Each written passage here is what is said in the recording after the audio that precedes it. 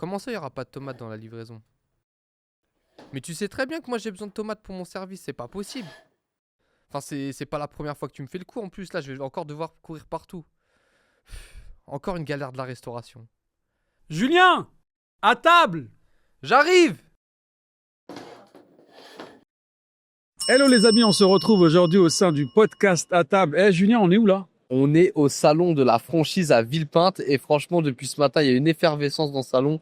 C'est top, on a croisé plein d'entrepreneurs et aujourd'hui on reçoit un grand entrepreneur, un entrepreneur de talent dans le tacos, monsieur Alan de Enjoy Tacos. Ça va Alan? Ça va très bien, merci et vous? Enjoy Tacos, une des petites pépites montantes aujourd'hui de la street food en Lavoie. Elle est colorée, hein, c'est leur marque. Elle est là. colorée, elle est violette, elle est jaune, c'est les Lakers. C'est les Lakers des tacos. Tu ne peux pas les louper. J'étais au salon de la franchise expo. Je vois quoi? Des gens qui déambulent dans les couloirs avec une mascotte. J'ai vu une frite qui twerkait là-bas à l'entrée. Ultra dynamique dans le French Tacos aujourd'hui avec 45 restaurants ouverts en France, un développement incroyable, une identité. Ça s'applaudit ça, 45 restaurants. Bon les frérots. Merci les gars. Alors Alan, comment ça va? Ça va très bien, merci. Tu sais comment ça se passe le podcast à table ou tu veux qu'on t'explique un petit peu? Expliquez-moi un petit peu. Allez vas-y, c'est comment chez nous podcast? Chez nous on cuisine notre invité avec une entrée, un plat, un dessert et l'addition qu'il va falloir payer à la fin. L'entrée c'est un peu ton parcours, comment tu t'es retrouvé dans l'industrie de la food. Le plat, c'est on met les pieds dans le plat, le plat de résistance. Tu vas nous raconter un peu ton actualité, qu'est-ce qui se passe dans Enjoy Tacos, des petits détails croustillants pour nos auditeurs qui sont friands de ça, des petites histoires de backstage qu'on voit pas forcément sur les réseaux sociaux. Un dessert où là, tu vas plus nous parler des perspectives d'évolution de la marque Enjoy Tacos. Et à la fin, l'addition qui se paye comment chez nous, Mokhtar? Avec du conseil, bien sûr. Pour nos auditeurs, ils ont besoin de savoir un petit peu quelles ont été les erreurs commises et comment ne pas les réitérer. Ton expérience, ça va être énormément utile. Alan, merci à toi. Donc, on va commencer. Donc, aujourd'hui, Enjoy Tacos, d'abord, c'est quoi exactement? C'est une marque de French Tacos qui est née dans le sud de la France, à Narbonne précisément, et qui a petit à petit pris des parts de marché au niveau national et avec aujourd'hui un objectif de se développer un petit peu partout pour mailler le territoire et aussi à l'international. Le petit accent qui passe. International, frérot. Etc. 45 points de vente, c'est ça, Alan? C'est ça, aujourd'hui 45 points de vente et on va finir l'année autour de 50 points de vente. Ça a commencé quand, cette aventure? Ça a commencé fin 2015. Ouais.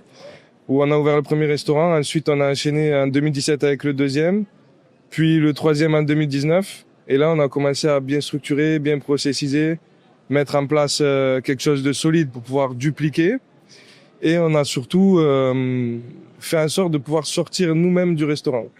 Donc à partir de là, c'est là où on a commencé à avoir cette vision groupe, cette vision développement. Du coup, on est en 2015 quand tu as commencé. Et t'étais dans quoi avant d'être dans le tacos? Comment ça t'est venu l'idée de dire, ça vient d'où et pourquoi tu t'es lancé dans le tacos? Alors, nous, avec mon associé, Simon, on s'est rencontrés en études. Donc, on a fait les mêmes études, on a fait de la finance ensemble. Et on a mangé un French Tacos un jour. Et on a vraiment kiffé le produit. Donc, on s'est dit, un jour, il va falloir qu'on le fasse. C'est chaud, par contre, tu vas dans un resto, tu manges, tu dis, les gars, là, il y a quelque chose. C'est ça? C'est la même histoire que Jam, un peu, qui voulait ouvrir un tacos. Ouais. La première fois qu'on a mangé, on a vraiment halluciné sur le produit. Tu t'es dit, il y a quelque chose à faire. Il y a quelque chose à faire et avec un branding, avec quelque chose, on peut aller loin avec ça. Et Simon, lui aussi, il est financier dans sa tête? Ouais. Ça a fait des maths directs. Ça a fait, ouais. On a vu beaucoup coût de revient 1 euro, prix de vente 5 euros, on y va. Exactement. Et donc, on se dit là, il y a quand même beaucoup de monde sur le fameux French Tacos, des belles enseignes qui ont explosé. Comment tu te dis, toi, je vais arriver dans ce game-là avec... peut-être c'est un petit peu perturbant. Comment vous le vivez, toi et Simon, à ce moment-là? C'est vrai que au début, on a une vision assez long terme. C'est pour ça qu'on l'a appelé Enjoy aussi. On venait de l'étranger. On s'est dit Enjoy, c'est hyper commun. On va pouvoir l'exporter. Ouais. Et puis après, c'est vrai qu'on a vu beaucoup d'enseignes se développer et on a pris un peu de temps. Ça veut dire qu'on s'est dit, c'est vrai, il y a du monde sur le marché, mais à force d'avoir analysé le marché, on s'est dit, il y a vraiment de la place. Ouais. Et on a notre potentiel pour se développer. Et comment on se différencie dans un univers où finalement il y a une ref de ouf, qu'on le veuille ou non, un marché avec des points de vente, ils ont déjà des 220, des 140. Toi, c'est comment tu arrives à faire la diff? Parce que on vous voit, on vous entend, c'est coloré, veste de baseball, univers un petit peu, je dirais, quinri, mais en même temps, French tacos. Donc, c'est On a quoi mixé les deux. Ouais, On a c'est mixé quoi, les deux. Ouais. Alors, il y a un côté pour la clientèle B2C où vraiment on essaye d'apporter une expérience client qui soit la plus complète possible. Donc, du service, de l'accueil client, éviter les erreurs, d'avoir une ambiance dans le restaurant, être très digitalisé. Ça fait longtemps qu'on a les bornes de commande et l'application, depuis 2017. Donc, on était un peu avant-gardiste sur ça. Et puis, le côté B2B pour les franchisés où on va avoir un accompagnement et on va être beaucoup plus accessible que les autres marques. Et on a beaucoup investi dans le staff au niveau du siège pour accompagner la réussite de nos franchisés sur le long terme et faire en sorte qu'ils se dupliquent eux-mêmes pour faire grandir le réseau. Donc Aujourd'hui- on mise beaucoup sur ça. Aujourd'hui, votre parc, il est composé à combien de pourcents de restaurants propres et combien de pourcents de franchisés? Aujourd'hui, on a 10 restaurants succursales. Ok. Le reste, c'est des franchisés.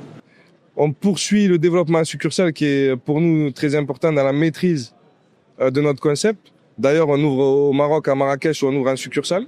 Ça s'applaudit aussi. International. International. Voilà. Et après, voilà, on a un développement en franchise relativement classique. Et donc, aujourd'hui, donc, c'est 45 restaurants. C'est deux métiers différents, quand même, d'ouvrir des restos. Attends. D'opérer des restos. Alan, j'ai une petite question pour toi. T'as déjà dormi dans ton resto? Oh oui. C'est Ah, la ouais. base, hein. Voilà. frérot. Il est validé, il est validé par le podcast. Ah oui. Et pas qu'une nuit.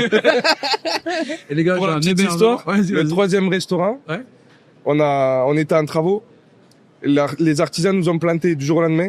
Ouais. On Classique. s'est retrouvés pendant 2 mois et demi à faire les travaux avec mon associé pour arriver à l'ouverture de ce restaurant. Et quand on a ouvert, on a été interdit par l'administration d'ouvrir. Oh là là, Donc ça a des été galères. quelque chose. Eh les gars, Ça je a pense été qu'on fera un l'expérience. podcast demain avec les mecs du BTP. Ouais. Franchement, je vais mettre un restaurateur et un mec de BTP parce que je crois c'est les gens qu'on déteste le plus Ah, après je le te jure. sur. Maintenant non. Après l'URSSAF, Je voulais pas Non, le non, nommer, mais les après, gars. faut nous mettre dans le pétrin. Frère, on n'a pas le droit de nommer. On n'a pas le droit de nommer. En tout On cas, mettra les un mecs bip, du on mettra un bip. BTP, les mecs du BTP, les électriciens, les plombiers, les frères, va falloir qu'on discute. Ouais. Les restaurateurs, ils ne vous aiment pas quand vous les mettez dans des situations. Marie va dire, frérot, mais vous payez pas, vous aussi? Non, on paye. Tu payes quand? Ah non, moi j'ai fait l'erreur, mon premier chantier, d'avoir tout payé en avance. Ouais. Et c'est la dernière fois que je fais ça. On a fait la même. Et donc, on le refait plus. On le refait plus. Et donc, comment tu résous cette problématique maintenant pour tes futurs franchisés qui arrivent, qui rentrent dans la marque, elle est belle. Le produit, j'en suis sûr, il doit être bon. Il faudra aller le goûter, Julien. Ah, On j'ai a fait goûté en moi, sorte qu'il j'ai soit- goûté moi. qu'il soit le- Et vous avez réfléchi à ça parce que c'est un calvaire quand même. T'arrives, tu signes une franchise et là, tu vas te retrouver conducteur de travaux. Comment C'est ils ça. font? Mais ça fait partie du métier de franchiseur, d'accompagner et de résoudre des problèmes qu'ils vont rencontrer. Grâce à notre expérience, quand même, on a 10 ans d'expérience, donc au fur et à mesure, on a vu beaucoup de situations. Donc on arrive à résoudre aussi toutes ces situations. Et s'entourer des bonnes personnes, c'est très important. Donc aujourd'hui, on a la chance d'avoir des très bonnes équipes. Tout ce qui est BTP et tout, aujourd'hui on est bien entouré. Donc voilà, ça se passe relativement C'était ça bien. que tu disais quand on est prêt à apporter un accompagnement à nos entrepreneurs pour leur permettre de rentrer dans la franchise de la meilleure des C'est manières. ça. Ok. C'est vraiment notre vision d'accompagner et de faire en sorte qu'ils réussissent leur projet. Mais 50 points de vente là, c'est pas très speed ou c'est pas un peu trop speed comme croissance? Non, parce qu'on est staffé. On est très staffé. Aujourd'hui, on a 20 personnes au siège. Ok. On a Ah un oui. pôle animation de réseau. On a 4 animateurs de réseau. On a un pôle développement, un pôle déploiement et ouverture, formation. On a un cabinet d'architecture en interne. Donc En interne, ah ouais. En interne. Justement, on a besoin de ça pour assumer le développement. Après, on a un pôle administratif, communication et marketing. On a vraiment balayé tous les sujets pour accompagner au mieux nos franchisés. Top. On le voit bien, c'est assez carré quand même, hein. Ouais. Bien structuré. Ça. C'est la première fois que j'entends architecture en interne, moi. Toi, J'en ai des enseignes, mais elles sont dans une volonté beaucoup de succursales. ouais. Donc, mais là, on a des gens qui se dotent d'un cabinet, même s'ils vont en franchise pour aller pallier aux petites difficultés de tempo. C'est quoi qui fait la diff chez vous, chez Enjoy Tacos, plutôt que tous les autres acteurs qu'on voit ici dans le salon? Quelle est la particularité, l'ADN que toi tu portes avec ton associé Simon, qui fait que on a envie de rentrer dans votre concept? C'est l'accompagnement, l'accessibilité aussi au niveau des investissements. On est quand même relativement très proche de la réalité des coûts. Donc ça, c'est important. Et on a des outils, on a acquis de l'expérience qui fait qu'aujourd'hui, on arrive à prendre des marchés dans n'importe quel secteur. Donc on prend des parts de marché, on a des stratégies d'acquisition et on sait faire venir du monde dans un restaurant et on sait les fidéliser. Donc c'est ce qui fait aujourd'hui que Enjoy Tacos, à travers l'expérience qu'on fait vivre aux clients, on arrive à avoir des chiffres d'affaires qui sont très intéressants. Et du coup, moi, même question, mais du coup, pour la partie B2C, qu'est-ce qui fait qu'un consommateur a envie d'aller chez Enjoy Tacos plutôt que chez un des concurrents? C'est quoi la recette secrète? Déjà, la première chose, c'est la recette. C'est le produit en lui-même. Ça, c'est la première des choses. Après, on va travailler tout autour avec toute l'expérience client, les couleurs, l'ambiance du restaurant et on mise tout sur l'accueil client. Éviter les erreurs de commande, servir rapidement, ce qui est pour nous la base des fondamentaux dans la restauration rapide. Et déjà à travers ça, on arrive après à travers des programmes de fidélisation, etc. à avoir de la rétention. Avoir de la rétention, exactement. C'est quoi? C'est chez vous aussi, c'est compose ton tacos ou c'est comment? Vous avez des signatures? C'est quoi là? C'est ça. Il y a la partie compose ton tacos qui est bien sûr indétrônable. Ok. Et on essaye d'avoir des spécialités où on va travailler l'animation de notre offre. Ok. Tout au long de l'année. Ouais.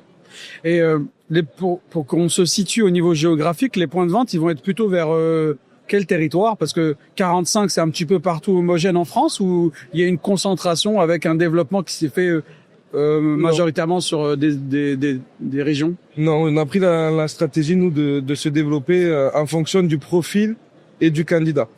On a été conseillé au démarrage de se développer un peu en forme d'escargot, comme tout le monde connaît. Ouais. On n'a pas pris cette décision parce que pour nous, le profil et le porteur de projet est très important. Donc qu'il soit du sud ou du nord ou de l'est ou de l'ouest, aujourd'hui on a tous les outils pour les accompagner et on a une animation de réseau qui était très développée. Tous les mois on se déplace. Et toutes les semaines, on a des calls, on a des visios, donc on arrive à gérer. Et là, Mokhtar, j'ai l'impression qu'on a mis les pieds dans le plat, là, quand même. Ouais, frère, depuis tout à l'heure, on est dedans. On est dedans, on n'a même pas dit, mais bon. Bon, on y va. Hein. Et le produit, tu dis, pour pouvoir livrer un peu partout en France, mais vous arrivez à suivre au niveau de la supply? Ah oui. Aujourd'hui, on a travaillé longtemps pour obtenir un partenariat avec Transgourmet. On est fiers de ce partenariat parce que c'est un acteur, pour nous, le meilleur du secteur. Camion de tri-température, livraison à Pourcé. On est sur quelque chose de très professionnel. La qualité des produits et la traçabilité est magnifique. Pour nous, on est très organisé. Il y a plusieurs points de stock partout en France, donc on arrive à suivre très facilement. Ouais. Du coup, pour les auditeurs qui nous écoutent, Transgourmet sert souvent de plateforme logistique pour les marques. C'est super important d'avoir un partenaire comme ça qui vous accompagne, parce que quand on a un développement, par exemple nous à l'échelle de Savane-et-Mousson, on n'a pas ce problème, on est qu'en Île-de-France, on gère nous-mêmes nos livraisons, mais pour une marque comme Enjoy Tacos qui sont sur un territoire national où les restaurants sont distants de plusieurs centaines de kilomètres, il est super important de s'appuyer sur ce genre de partenaire. Pour ceux qui cherchent une franchise, c'est super important d'avoir un franchiseur comme Enjoy Tacos qui propose ce type de service, parce que ça va vous permettre d'assurer le bon fonctionnement de votre restaurant au quotidien.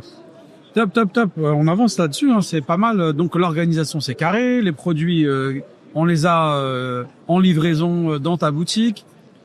Aujourd'hui, c'est quoi, je dirais, l'enjeu majeur en termes d'exploitation pour vous, Alan? Qu'est-ce qu'il y a comme sujet sur la table? Est-ce qu'il faut renforcer le côté, comme on disait tout à l'heure, avec nos amis, plutôt la partie marketing ou plutôt la partie produit? C'est quoi vous? Est-ce qu'il y aura un Krusty Tacos qui va sortir chez Enjoy Tacos? on est toujours à l'affût de ce qui se passe, bien sûr. Mais non, nos enjeux, c'est d'améliorer chaque service. Aujourd'hui, on est bon en marketing, on est bon en animation, mais on peut toujours s'améliorer. Et plus il y a de franchisés qui vont arriver, plus c'est important, nous, d'être bons au niveau de l'organisation interne, pour pouvoir assumer ce qui arrive et garder toujours la même qualité d'accompagnement. Ça, c'est très important pour nous. Je fais une petite parenthèse dans la partie à table. Tu es engagé au travers aussi du concours à franchise. On parle beaucoup de Enjoy, mais il y a quand même quelqu'un qui est derrière. Il y a Alan derrière. Voilà, il y a Alan. Donc Alan, hier, on était aussi tous réunis pour donner un peu de temps à ces jeunes entrepreneurs. Oui. Au-delà de même finalement de ton simple business, tu prends ce temps pour aller aider, soutenir, conseiller. C'est qui le gars qui se cache derrière Enjoy entre Alan et Simon? Humainement, en fait, c'était important pour vous d'être acteur de ce concours? Ouais, c'est important. Nous, on est passionnés par l'entrepreneuriat et par les belles réussites. Et c'est vrai qu'on aurait aimé avoir la chance d'être aussi accompagné au démarrage. Donc, si on peut aider et si on peut accompagner, c'est avec grand plaisir, ouais. Et c'est quelque chose qui est dans l'ADN aujourd'hui de Enjoy, en fait, cette volonté de rendre à l'appareil? Ouais, vraiment, tout à fait, oui. Ok. Et c'est soutenir les associations, c'est quoi? C'est l'impact local, c'est quoi? Ça prend quelle forme? Justement, on a Parce que je pense que ton téléphone, il doit sonner de ouf, non? C'est ça. Ouais. À ce moment, c'est vrai que c'est assez sportif. Donc, on essaie de s'organiser au mieux et on espère à l'avenir rendre de plus en plus l'expérience qu'on a acquise pour aider les autres à réussir, ouais. Elle est top. Donc, on y va dans une belle enseigne, en fait, qui a fait un développement beaucoup dans le sud, c'est ça, Alan? Non, aujourd'hui... Vraiment, c'est harmonisé?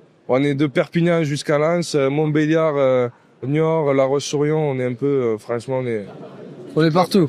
Et quand on s'appelle Enjoy Tacos, est-ce qu'on restera tout le temps dans le tacos? La question à 100 000 $. Pour le moment, oui.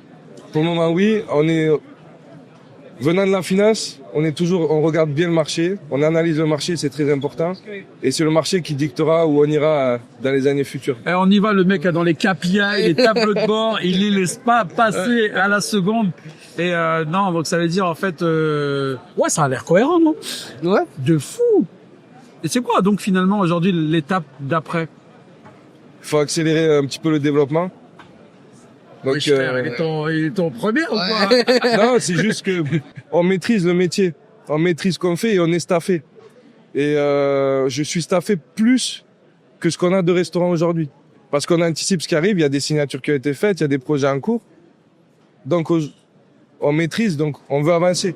Hey, t'as vu ce qu'il a dit là? Ouais. C'est la base, la vérité de la franchise qu'on ne dit pas. Il a dit une phrase, elle est incroyable. On a investi pour staffer. Tu sais comment ils font les autres? Ils signent 50 DIP. Arrête, dis, frère, j'ai pas d'animateur réseau, c'est grave. Frérot, tu connais pas un animateur réseau? Un mec qui a travaillé chez KFC ou chez McDo? Et il continue à structurer après. Ouais. Là, c'est de l'audace, il croit en son projet, le gosse. Ouais. Hein. Bah, faut être sûr de son karaté, hein, pour faire ça. Ça fait 4 animateurs, il a dit, hein. Un pôle développement. Tout le monde l'a, le pôle développement. Mais le pôle animateur réseau, personne Des fois, dans les pôles développement, il y a un seul mec, hein. Mais le pôle développement, t'as vu, c'est ton commercial. Ouais. Si t'as un attrait. Nous, on en a deux. Ouais.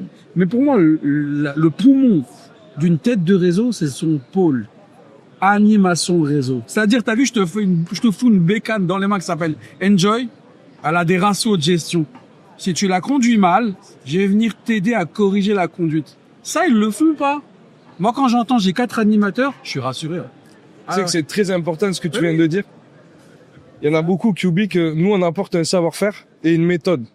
Et cette méthodologie-là, elle doit être appliquée puisqu'on le fait nous-mêmes sur nos succursales et on sait que ça fonctionne. Et comme tu dis, des fois, quand on dérive un peu de la méthode, on s'étonne Les résultats sont qu'il pour y a rendez-vous. une rentabilité. Mais quand on contrôle les ratios de masse salariale ou différents ratios, on se rend compte qu'ils sont pas respectés. Les logiciels qu'on utilise pour vérifier la masse salariale par rapport au chiffre d'affaires sont pas respectés. Donc, on essaye d'aider et d'accompagner et d'avoir des analyses financières aussi avec nos franchisés parce que c'est très important. Il y a des franchisés, ils ont des chiffres d'affaires qui sont énormes. Mais la rentabilité, des fois, par rapport au chiffre d'affaires, elle est pas bonne par rapport à ce que nous, on sait faire. Donc, on vient ajuster tous ces ratios. L'animateur te permet de conduire le véhicule selon les standards de ratio pour que ton EBITDA à la fin, là, soit à 20 points. C'est ça. S'il est à 5, tu vas gueuler. Il S'il faut est le à voir 20, avant la fin de l'année, ça. mais ça se corrige, hein. C'est ça. Et donc, il m'a intéressé quand il dit ils font des chiffres d'affaires de malade. Ouais. T'as Moi aussi. Il y a malade et malade. C'est quoi Du coup, c'est quoi un chiffre d'affaires de malade, Alan? Ouais, il y a des restos qui font 1,7 million, ouais. Ah, il parle français LV1, lui, hein. LV1, mais en bas du bilan. Ah. Qu'est-ce qu'il y a en bas du bilan? Ouais. Non, sur les bons restos, on est autour de 20 points de... Ah, T'as vu, on est autour de t'as 20. vu. Tiens, Mais moi, j'ai l'accent. 342 000 euros, putain. Non, il parle le français, le gars, il parle français LV1. là. LV1, Ouais. LV1. Enjoy, c'est donc un concept de restauration structurée aujourd'hui. La tête de réseau, elle est solide. Ça va envoyer du lourd. C'est quoi les perspectives que vous voyez? Attends, non, il nous reste un peu de temps. Il faut qu'il fasse un peu sa pub. Ouais. Du coup, aujourd'hui, un Enjoy Tacos, vous cherchez un franchisé. C'est quoi les chiffres qui peut s'attendre au bout de la 3e année? En général, c'est ce qu'on donne. C'est quoi les investissements qu'il faut pour ouvrir un Enjoy Tacos? Ouais, bah oui. C'est quoi les zones que vous cherchez à couvrir aujourd'hui pour que si jamais il y a quelqu'un qui entend ce podcast, qui a envie de se... Il y a beaucoup de questions là dans tes questions. Je vais essayer de faire au fur et à mesure. Nous aujourd'hui, suivant l'investissement et le restaurant que tu vas ouvrir, tu peux pas t'attendre au même chiffre d'affaires. Il faut aussi, on va donner une moyenne. On est entre 900 et 1 million d'euros de moyenne de chiffre d'affaires. Eh, t'as vu, il parle à mon cœur, le gosse. Ouais. Voilà, frère. Normalement, je fais pas, mais bon, vas-y. C'est ça. Et après, suivant là où tu ouvres, ben, est-ce que tu investis, si suivant le point de vente que tu ouvres, t'as pas les mêmes ambitions. Donc ça, c'est important. Mais en moyenne, aujourd'hui, on commence à partir de 150 000 euros d'investissement. Et après, ça peut monter. On a ouvert une succursale où c'est plus d'un demi-million d'investissement. Ouais, c'est une Ok. surface moyenne de 100 mètres carrés chez vous aussi? On essaie d'agrandir la surface, ouais. un petit Ok, peu. ok. Aujourd'hui, on a vraiment un objectif d'être autour de 200 mètres carrés de surface. Même si, suivant les porteurs de projets, on n'hésite pas à ouvrir des 100 mètres carrés de surface. C'est quoi la cœur de cible de Enjoy? Est-ce que on est plutôt les 15-25, plutôt les jeunes, etc. Ou On est- plutôt une classe plutôt travailleur du midi qui vient se restaurer? On a les deux. On est sur du 15-35. On a pour objectif de renforcer nos parts de marché sur cette cible-là, mais aussi d'aller chercher les plus âgés, qui aussi sont une part de clientèle qui est importante. On le voit dans les grandes enseignes américaines, ça reste des gros consommateurs. Et on aimerait aussi un petit peu les... Et après, par rapport à ça, j'ai toujours eu une question. Est-ce que toi, qui es spécialisé dans le tacos, est-ce que tu penses pas aussi que comme le French tacos, c'est un produit jeune, c'est ça qui fait que en fait c'est les jeunes qui vont vieillir, qui vont consommer ce type de produit. Le French C'est-à-dire tacos, qu'il y a c'est le kebab d'avant. Ça veut Ouais. dire que ça rentre dans les mœurs. C'est pour ça que nous, on croit beaucoup au produit.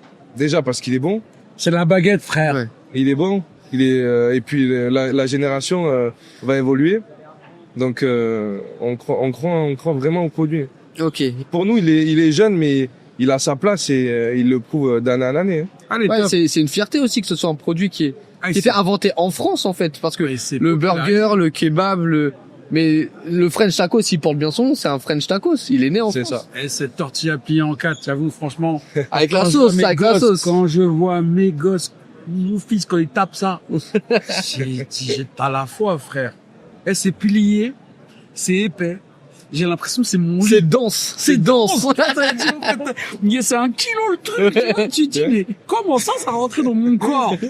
On pense même à la rentabilité pour le client. Ouais. Incroyable. Eh, moi j'avais une question.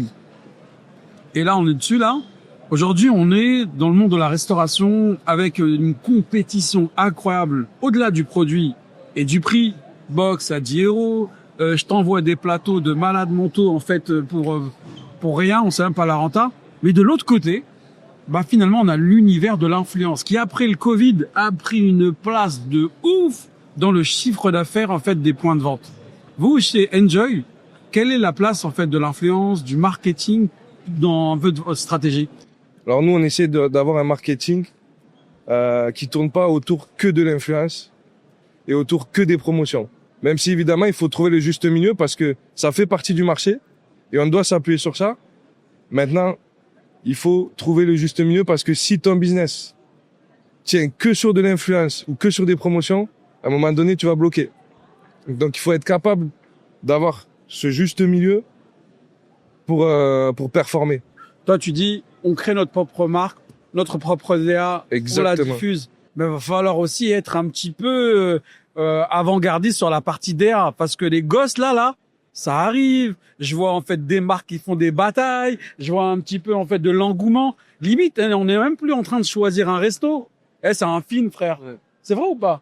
Donc, c'est-à-dire que la compétition de l'influence. Les bonjour, aujourd'hui, nous sommes chez Enjoy Tacos. Vous pouvez goûter le tacos à 10,80 €. Tu peux composer comme tu veux. Et si tu veux venir avec tes amis, c'est fini, ça. Ouais. On est vraiment sur du divertissement, le gars. Vous l'avez compris un petit peu, cette intégration? Bien sûr, on l'a compris. Ça, on suit le marché de très, très près, évidemment. Mais voilà, on veut garder cet ADN où la base, où le produit, l'expérience client qu'on apporte est là. Maintenant, évidemment, on va surfer sur des tendances, on va faire de l'influence, mais à juste titre et à juste milieu, parce que sinon ça devient dans des folies. Allez, super. C'est de l'influence à consommer avec modération, sans oublier l'expérience client, parce que parfois, effectivement, tu le sais, l'influence, ça dope le chiffre d'affaires, ça dope, mais finalement, 3 jours plus tard, ça s'efface. C'est ça. Donc là, aujourd'hui, c'est ancrer une marque dans une continuité de marketing. C'est quoi la prochaine étape Ouais, on passe au dessert. Vas-y, frérot. C'est quoi, du coup, Alan, les prochaines étapes pour le développement d'Enjoy Tacos? Les prochaines étapes là, c'est d'assurer déjà les signatures qui viennent d'être réalisées. Donc d'ici 6 mois, on a une vingtaine d'ouvertures à gérer. Donc on va se focaliser sur ça et continuer à se staffer pour assumer ce qui arrive derrière. Ah, t'as vu quand il a dit il y a une vingtaine d'ouvertures? Il a dit sereinement. Sereinement. Moi, t'as vu ses cheveux? Oh là, j'aurais dit 20, mais ils seront tous blancs ici. Bon, moi, j'aurais eu, mais là, il y a pas d'aérodynamique, frère. Donc 20 ouvertures à programmer, à gérer dans les 6 prochains mois. Dans les 6 prochains mois. Mais on est prêt, on le fait, c'est notre quotidien. Allez, top. Donc belle perspective de développement, toujours sur la France, avec un point de vente à Marrakech, c'est ça? C'est ça. On a pour objectif de développer le Maroc et l'Afrique aussi. Allez, donc on a pris un petit peu l'international comme axe de développement. Mais on veut vraiment asseoir notre position en France, c'est vraiment la priorité. D'asseoir notre position en France et de prendre de plus en plus de parts de marché avec le leader qu'on connaît. Donc on va essayer d'aller se challenger. Bah bravo en tout cas pour le travail qui a été fait. Très heureux de t'accueillir ici au sein du podcast à table. Attends, il faut il faut payer. En plus, avec 1,7 million sur les plus gros restos, il a de quoi payer. Allez, on y va pour les conseils avec Alan sur ce podcast à table. Alan, selon toi, quelles sont les bonnes pratiques, quels sont les conseils que tu donnerais à des jeunes entrepreneurs de la food qui souhaiteraient lancer ou développer leur concept? Et si tu as plusieurs conseils, n'hésite pas, hein. Ne sois pas avare. 1,7 million. Laisse des pourboires. Pour des personnes qui veulent être franchiseurs ou qui veulent être franchisés. Vas-y, on commence par les franchiseurs. Allez, vas-y. Par les franchiseurs? Ouais, on les a vus hier. Ouais, on les a vus. Vas-y. C'est ce qu'on disait, importance de se staffer pour accompagner le développement et assumer la politique commerciale. Parce qu'on va aller vite dans le développement, mais on en oublie que le développement sans l'accompagnement, c'est pas possible. À un moment donné, on bloque. Donc ça, c'est la première des choses. C'est de se staffer, de mettre des pôles administratifs, animation de réseau, développement, achat aussi, c'est très important. Donc voilà, de mettre toutes ces choses en place pour après pouvoir assumer le développement et l'acquisition de nouveaux franchisés. Ouais, mais t'as vu ça quand tu le dis. C'est que toi-même, en fait, t'es initié, en fait, à ce schéma-là, à cette vision organisationnelle. Toi, t'as été formé comment à ça? On s'est beaucoup formé sur le tas. Par nous-mêmes. Ouais. Ça veut dire on s'est formé par nous-mêmes. Après, on s'inspire des meilleurs. Okay. Ça veut dire des grandes enseignes américaines. Il y a beaucoup de choses. Et après, c'est ce qu'on peut leur conseiller aussi. C'est-à-dire, tu changes de métier. Tu vas au devant, en fait, d'organisation que tu ne connais pas. Prends le temps aussi d'écouter, de te former, de te faire conseiller. Je pense que c'est fondamental. C'est très important, ouais. Et avoir une vision long terme. C'est très important d'avoir une vision long terme. Ouais. Parce que la franchise, c'est un contrat, il dure 7 ans. Frérot, t'as vu ici, je pense que les gens ils étaient là pour un bras court, on dirait.